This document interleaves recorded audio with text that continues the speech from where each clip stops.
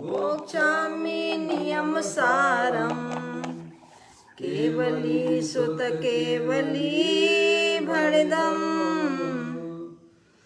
नमकर अनंत उत्कृष्ट दर्शन ज्ञानमय जिन वीर को कहो नियम सार सुकेवली शुत केवली पर कथित को ले लो।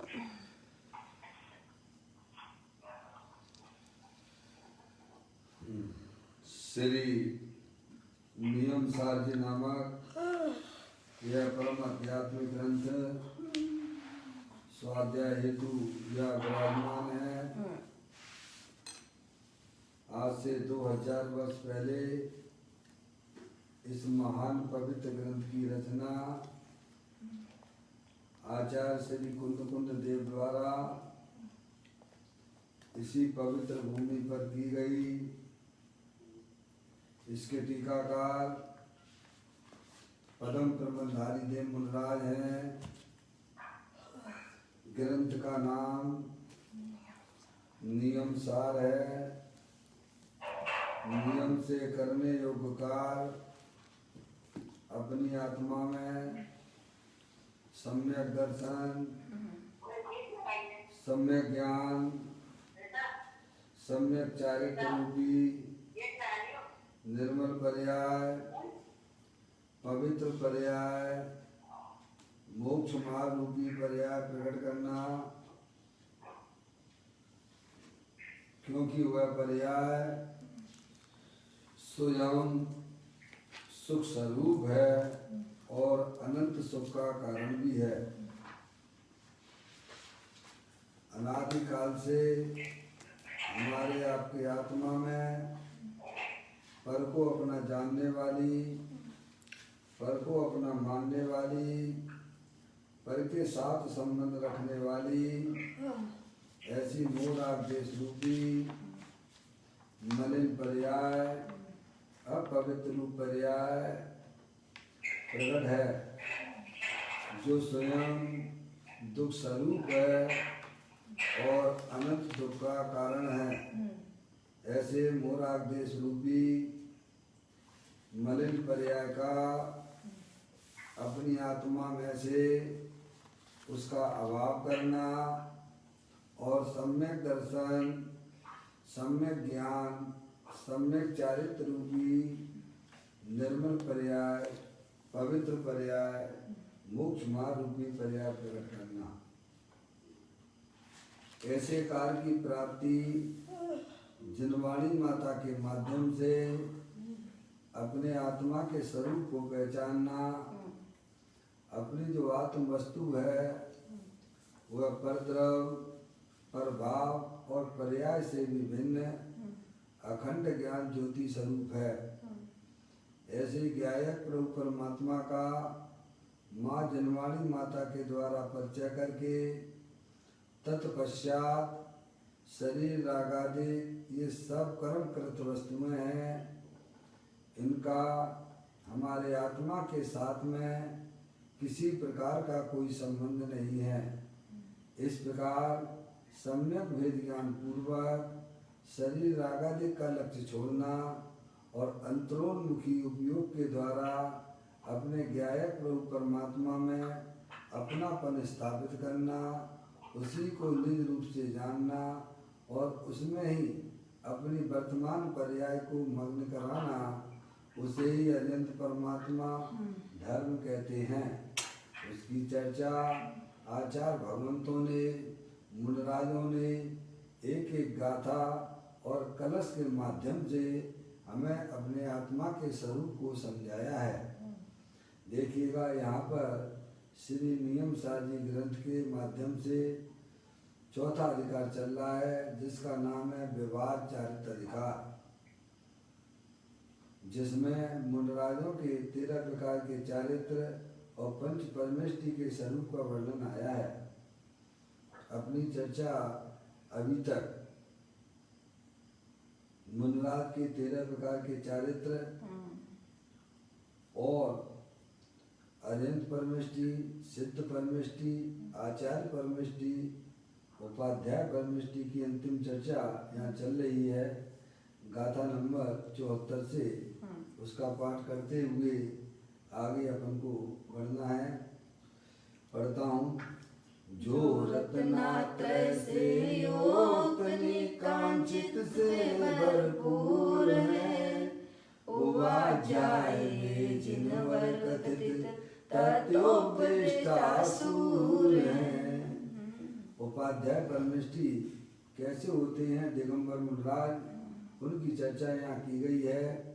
कहते हैं कि जो रत्नात्रय से युक्त होते हैं, यानी जिनकी जो पर्याय है सम्यक दर्शन ज्ञान चारित्र रूपी निर्मल पर्याय से वे संयुक्त रहते हैं और किसी प्रकार की उनको वांछा नहीं होती है, निकांक्षित से भरपूर हैं, यानी उन्हें किसी भी प्रकार की कोई वांछा नहीं होती है।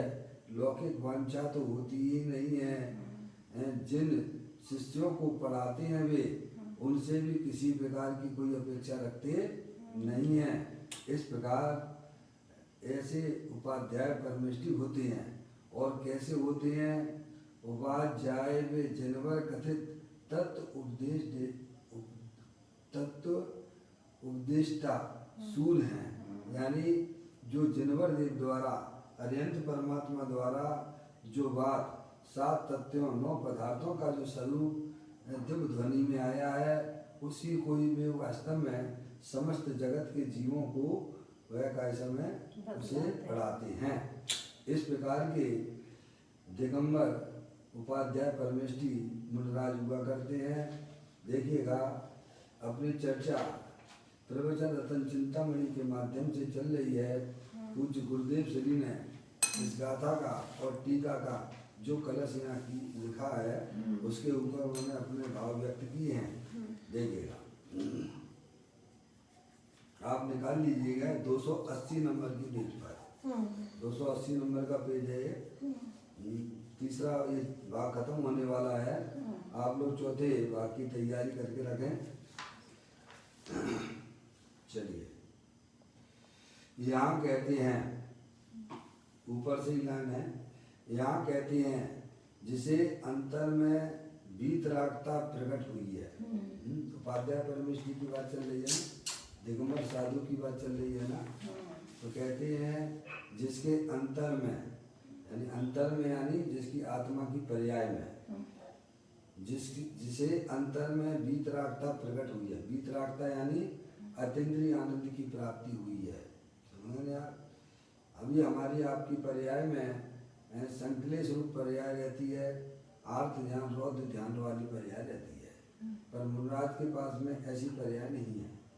उनके पास में तो अपने ज्ञाय प्रभु परमात्मा का आश्रय होने पर वह वीतराग रूप पर्याय रहती है, अतीन्द्रिय आनंद की पर्याय रहती है, क्योंकि प्रत्येक आत्मा जो है वीतराग आनंद स्वरूप है।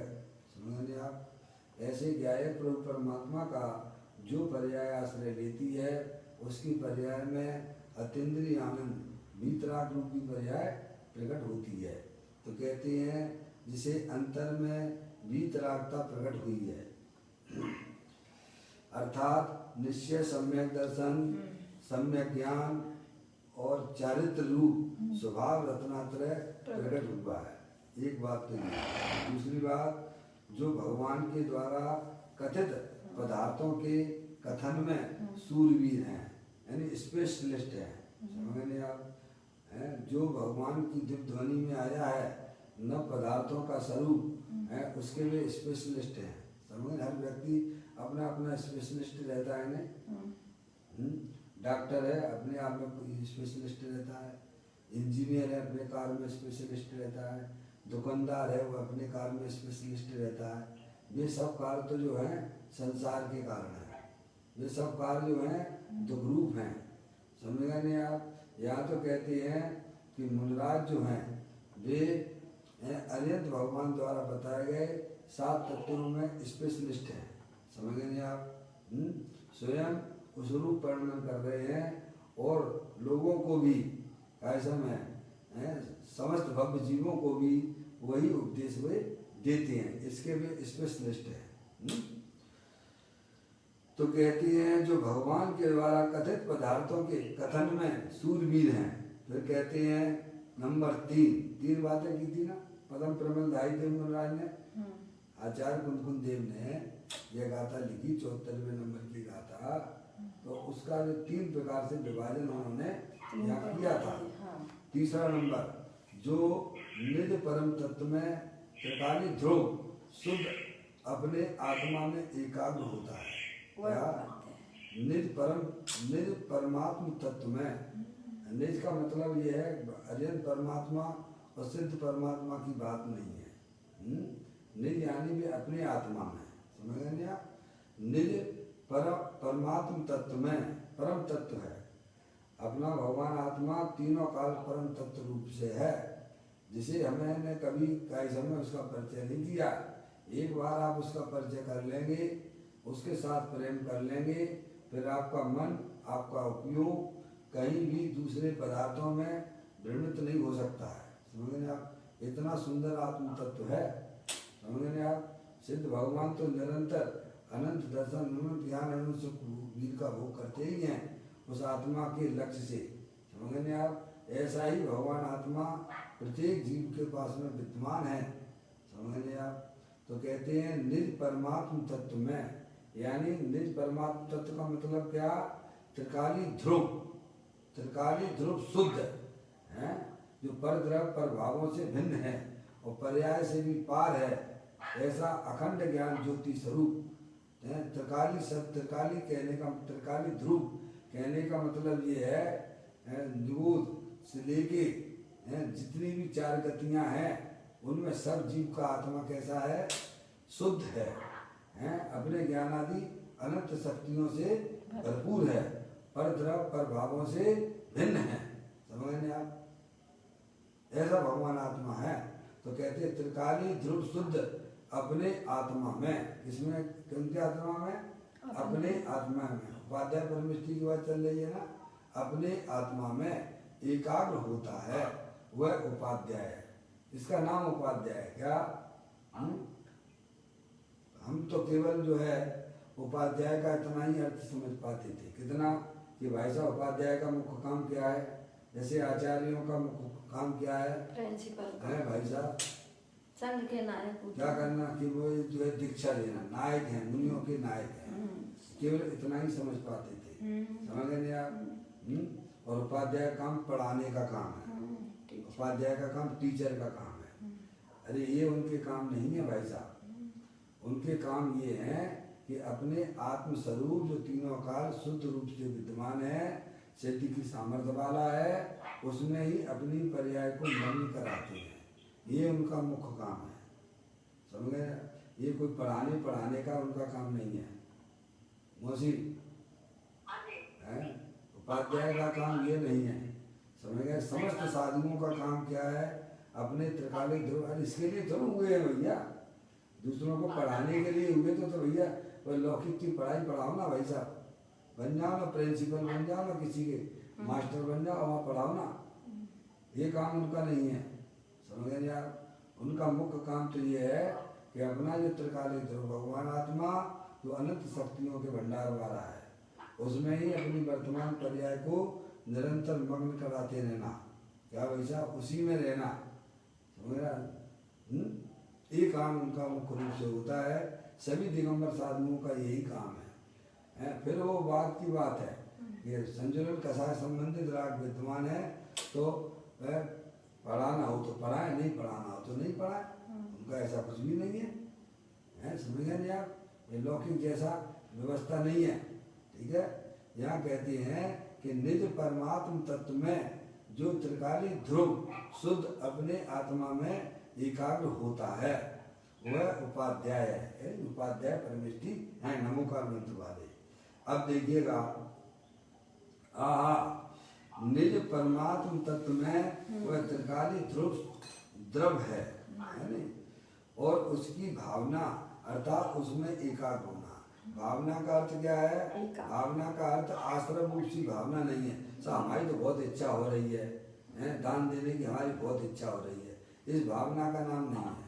समझ गए आप? भावना का मतलब ये है उस रूप परिणमन करना, जैसी वस्तु है उस रूप से परिणमन कर जाना, वही वास्तव में वास्तविक भावना कहलाती है। समझ रहे आप? उसका नाम भावना है। आप बोलते हो ना भावना भावना है? भावना यानी दिन रात 24 घंटा एक अपने आत्मा रूप से ही परिणमन करना। समझेंगे आप? भावना ये भाव में देहांत के समय ये तो जो है आश्रम रूप से है। समझ गए ना? वो भावना की बात नहीं है, उन विचारों की बात नहीं है, विकल्पात्मक की बात नहीं है, आश्रम रूप भावना नहीं। यह कहते हैं भावना यानी उस रूप परिणमन करना। या देखो उसकी भावना, किसकी भावना? उसकी भावना का मतलब अपने त्रिकालीन ध्रुव भगवान आत्मा जो अनंत शक्तियों के भंडार वाला है, उसकी भावना अर्थात उसमें एकाग्र होना, वह पर्याय है। वह पर्याय है। देखिए आप, उसमें एकाग्र होना वह पर्याय है। पर्याय एकाग्र होने वाली कौन है? पर्याय है। और द्रव्य जो है तीनों काल शुद्ध है। दोनों चीजें अलग अलग समझना चाहिए।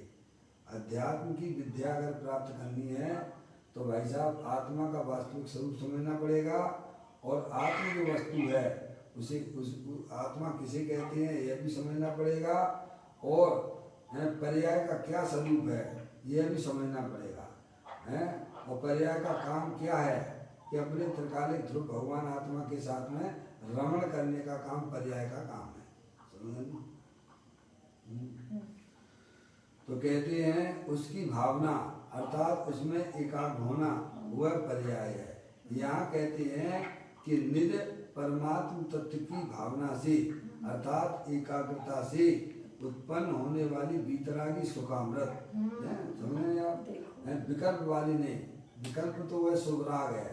समझे? उस भावना की बात नहीं है, आश्रम रूपी भावना की बात नहीं है, जिसमें अतीन्द्रिय आनंद की प्राप्ति हुई है, वही वास्तविक भावना कहलाती है।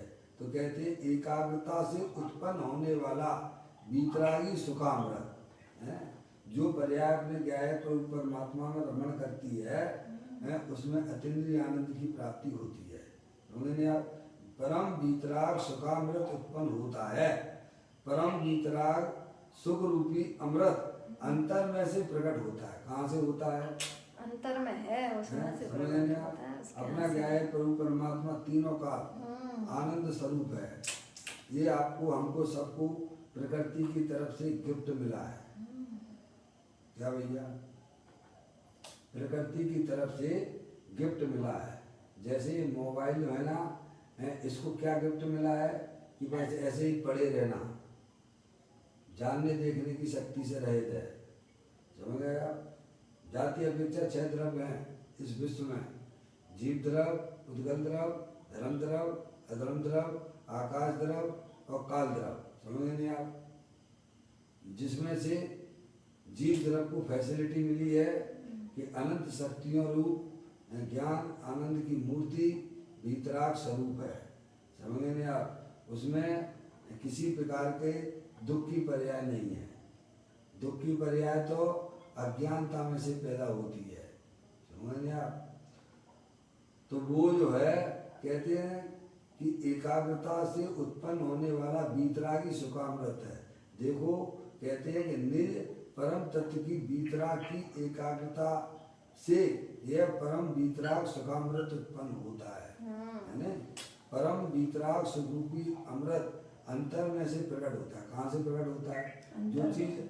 जो चीज वस्तु में होती है वही तो प्रकट होती है ना। गुरुदेव श्री बड़ा अच्छा उदाहरण देते थे लेडी पीपल का। पीपल की लेडी पीपल होती है ना, उसमें 64 फुटी चरपराट बधी रहती है। समझ गए आप? जैसे ही आप घिसते आते हो तो उसमें से तीखापना प्रकट होता जाता है। तो प्रकट कहाँ से होता है? घिसने से होता है कि उसके अंदर उसमें से आता है? किसमें से आता है?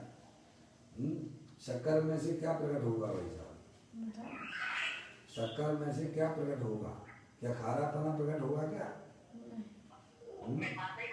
मिठास प्रकट होगी। ऐसे ही अपना आत्मा ज्ञानानंद मूर्ति है, सुख स्वरूप है, अतीन्द्रिय आनंद का पिटारा है, अनंत शक्तियों का भंडार है।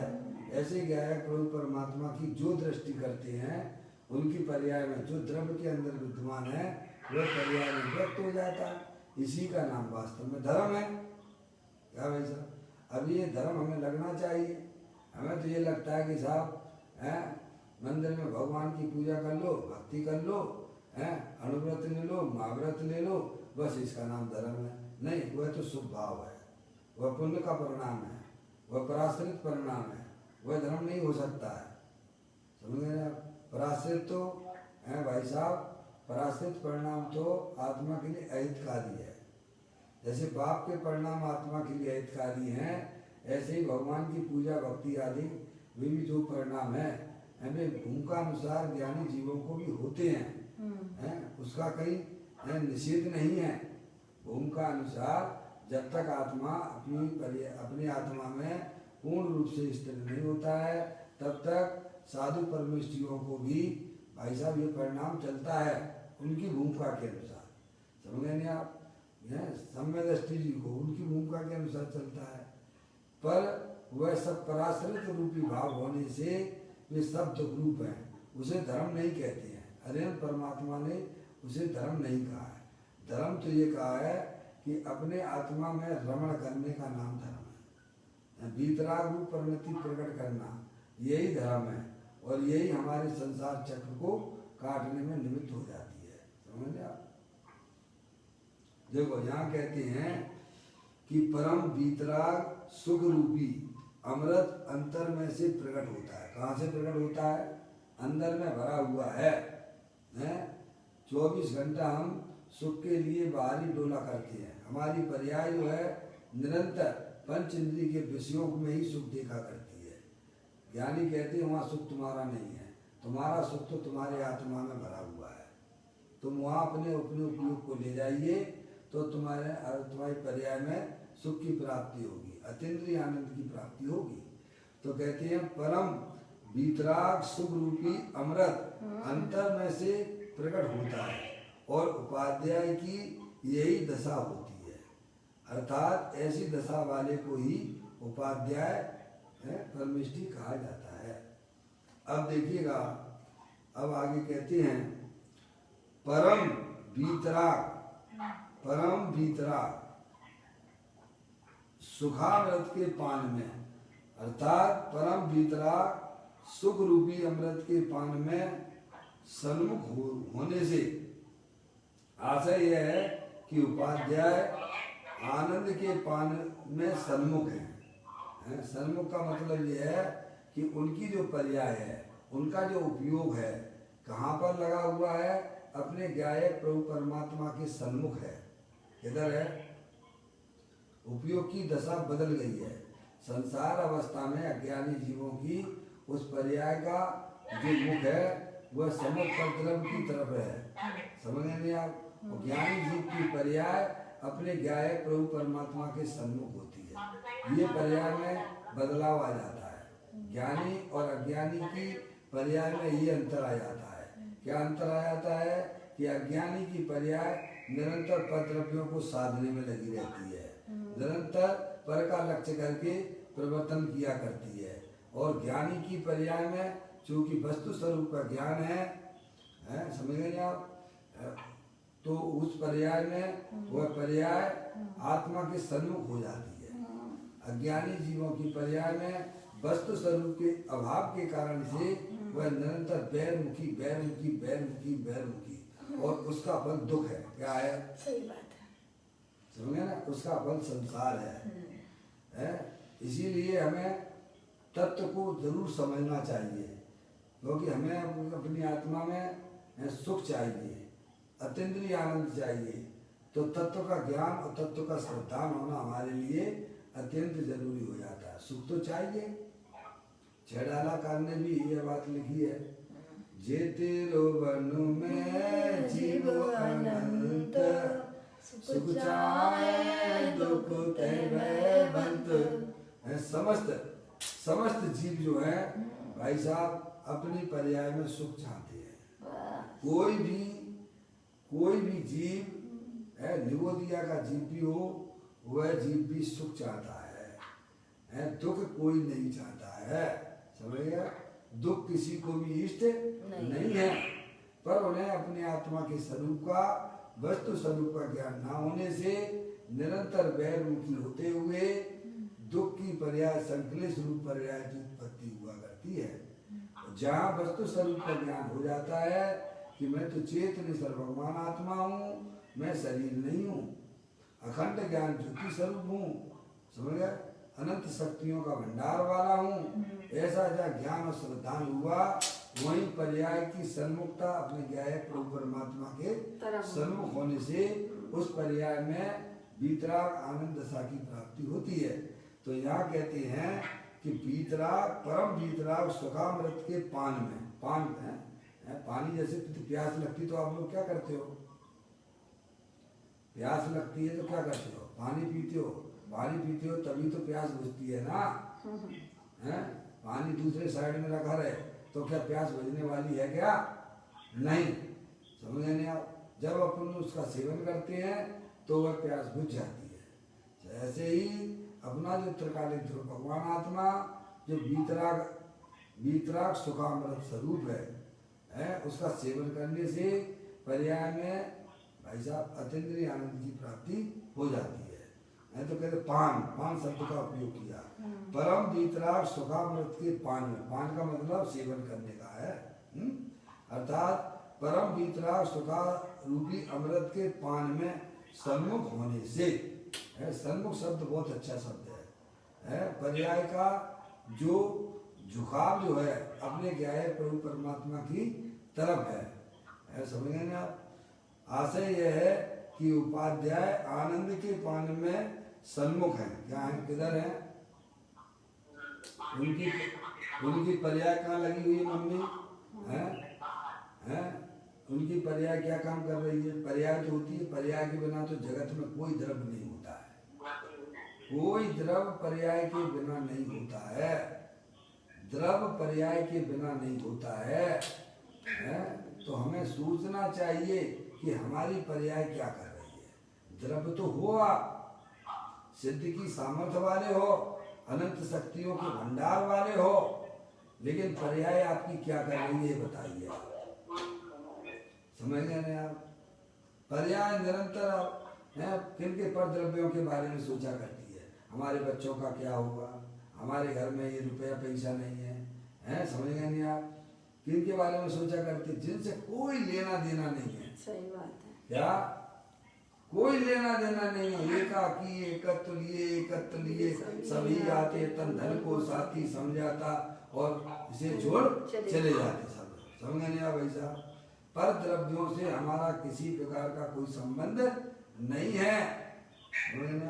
मैं तो चेतन सर्वभगवान आत्मा हूँ, अनंत शक्तियों के भंडार वाला हूँ। ऐसी जो पर्याय में जो भाई साहब इस प्रकार की जो भावना हुआ करती है, वह पर्याय नियम से अपने ज्ञायक प्रभु परमात्मा के सन्मुख ही हुआ करती है। और जो पर्याय आत्मा के सन्मुख है भाई साहब, उस पर्याय में अतीन्द्रिय आनंद मिलता है। जो पर्याय पर द्रव्यों के बारे में सोचने में लगी हुई है, उन्हीं के बारे में बैरमुखी बताओ उस पर्याय में क्या मिल रहा है आपको? दुख के अलावा कुछ नहीं मिलता है। और अनंत संसार का परिभ्रमण भी उसमें बसा हुआ है। इसीलिए ज्ञानी जीव ऐसा कार्य नहीं करते हैं।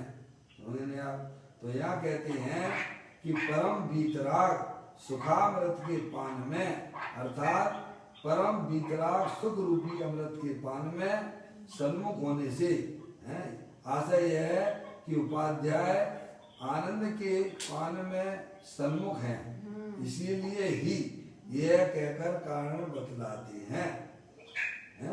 इस कारण ही उपाध्याय निकांच भाव से सहित है। समझ नहीं आप? मूल गाथा में लिया ना, निकांचित भाव से भरपूर हैं। समझ नहीं? अब उनकी पर्याय में किसी प्रकार की कोई वांछा नहीं है। साहब हम ये पढ़ाने का काम चल रहा है। जिन्हें पढ़ना हो पढ़ो, नहीं पढ़ना हो तो मत पढ़ो। क्या भाई साहब, ये उनका कोई ठेका नहीं है। पढ़ जाओगे तो तुम्हारा कल्याण होगा कि हमारा होगा, ये बताओ। हमारा कल्याण तो हमारी आत्मा से होगा कि तुम्हारे पढ़ाने से होगा? स्वयं के कल्याण आत्मा है, समझ गए मौसी? कोई भी वांछा नहीं है। हम लगे रहते हैं साहब ये भी पढ़ लें, ये भी सुन लें, ये भी सुन लें। तो तुम ये भाई साहब तुम्हारी राग की परिणति है, तुम्हारा मोह है कैसा में, इससे तुम्हारा कोई भला भला होने वाला नहीं है। समझ गए नहीं आप? या कोई सुने अथवा ना सुने, क्या बोलो आवाज किसी की आ समझ गए? कोई सुने अथवा ना सुने, वीतरागी मार्ग पे चलने वाले ज्ञानियों को किसी की कोई अपेक्षा होती नहीं है। समझ में आए? चाहे 2 लोग हों, 4 लोग हों, नहीं हों, क्या उन्हें तो बस अपना आत्मा मिल गया है। ये पढ़ने पढ़ाने का काम तो जो भाई साहब ये राग का काम है, ये मुंडराजों का काम नहीं होता है। इसीलिए वे किसी प्रकार की अंदर में कोई वांछा रखते नहीं है। समझ नहीं आप? ऐसे निकांच भाव से सहित होते हैं मुंडराज, हैं? समझ नहीं आप? अरे सम्यक दृष्टि जीवों को ऐसा परिणाम हो जाता है भाई साहब, है कोई निंदा करे, कोई प्रशंसा करे, करता रहे भाई साहब, हैं? समझ गए नहीं आप? वे तो बस केवल निरंतर उनका एक ही काम है, एक ही ध्यान एक ही तरफ लगाए हुए हैं कि हमारी आत्मा की पर्याय में ऐसा निरंतर ज्ञान आनंद की वृद्धि होती है और हमें किसी से कोई लेना देना नहीं है। क्या पर्याय में ऐसी बलवती भावना तो सम्य दृष्टि जीवों की हो जाती है कि मेरी पर्याय में किसी प्रकार की कोई कमी नहीं आए अतीन्द्रिय आनंद में, बस उसमें कोई खलबलाहट नहीं होना चाहिए। क्या मौसी? क्या हमारी पर्याय का आनंद बढ़ता रहना चाहिए। बाकी बस चाहे कोई हमारे प्रतिकूल परिणमन करे, चाहे कोई हमारे अनुकूल परिणमन करे, हमें उनसे कोई लेना देना नहीं है। समझ में? हमारा तो एक ही काम है, अपने ज्ञायक परमात्मा रूप से परिणमन करने का है, आनंद बढ़ाते रहना है बस। जैसे कोई धनार्थी जीव की लक्ष्य हमेशा क्या रहता है, निरंतर धन धन कमाए, कैसे भी कमाए, अन्याय से न्याय से बात से कोई लेना देना नहीं है। क्या ऐसा धन का लोभ भी होता है, चमड़ी चले या पर दमड़ी नहीं जाना चाहिए। ऐसे ही ज्ञानी जीवों की पर्याय में इस प्रकार का पावर प्राप्त हो चुका है कि भाई साहब दुनिया हमारे चाहे हमको गाली देवे, चाहे दुनिया हमारी ना सुने, ऐसा में हम तो बात तत्व की करेंगे। समझ गए ना? अगर आपको सुनना हो तो सुनो, नहीं सुनना है तो मत सुनो। क्या